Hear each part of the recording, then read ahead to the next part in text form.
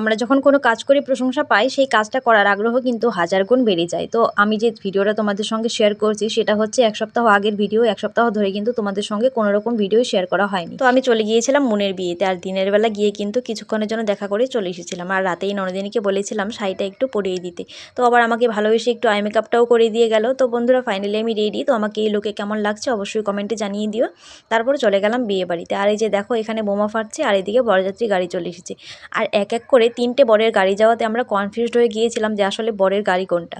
তো যাই হোক, তারপর আমরা স্টার্টার খেয়ে নিলাম আর এইদিকে কিন্তু বিয়ের ঘট বসে গেল। তারপর কিন্তু আমরা আগে বিয়ে না দেখে চলে গিয়েছিলাম খাওয়া দাওয়া করতে, কারণ রাত কিন্তু অনেকটাই হয়ে গিয়েছিল।